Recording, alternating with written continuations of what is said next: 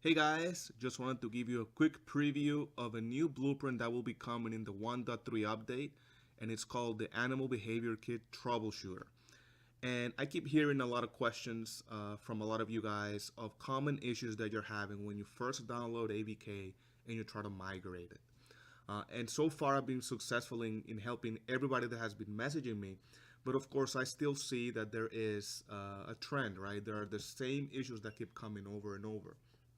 And it's frustrating for you guys, right? You just paid money, you got your new asset, and you're very enthusiastic. You want to add your animals to the level, and then you have issues, right? You don't know what it is. And even though I have a lot of tutorials, again, I understand that it takes a lot of time, right, to go through them. So, after answering the same types of questions, several times, I came up with the idea to create like a little troubleshooter blueprint that could help you or anybody that is having issues as a first line of defense to diagnose your scene and see if there are any things that are blatantly obvious that are missing.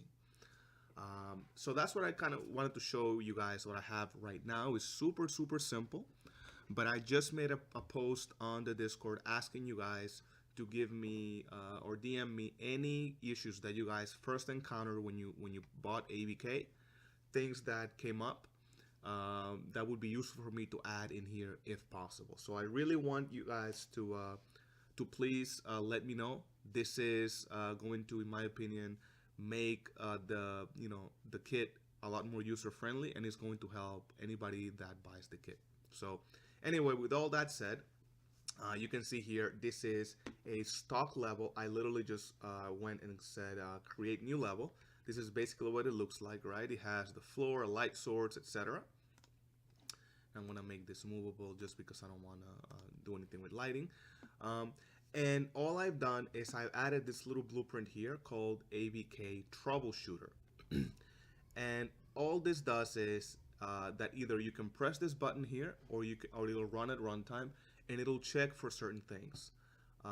So first of all, if I just click play, you'll notice on the left hand side it says ABK Troubleshooter report, player tag not found, nav mesh bounce not found, player capsule component is not of type pawn, but the player's collision is set to block. So right now I'm checking 4 things, and this is usually to address the problem that either the animals aren't moving because they're not detecting that you have the right tag, or maybe it's because you don't have the right collision channels, or maybe you don't have a nav mesh. And this is probably the #1 question that I have is I put an animal and it's not moving, right? So the first thing you should do is you should drag this blueprint and you should hit play, and it'll tell you what it finds. So let's just go for the first one, player tag not found, right? Hopefully the second part is going to be to add the solution, right?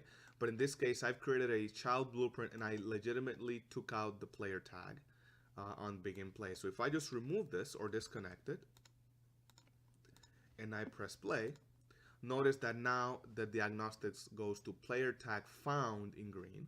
So that's not a problem. Now it's saying that there are no nav mesh bounds and the capsule is not of the right type. And that's the kind of the idea is I can make it interactive, and hopefully this would be a way to help people understand what they're missing. So for example, in this case, I say, okay, well, I need a nav mesh bounce volume. I'm going to, oops, put it here, and I'm going to, I don't know, scale it 50, 50, and 10.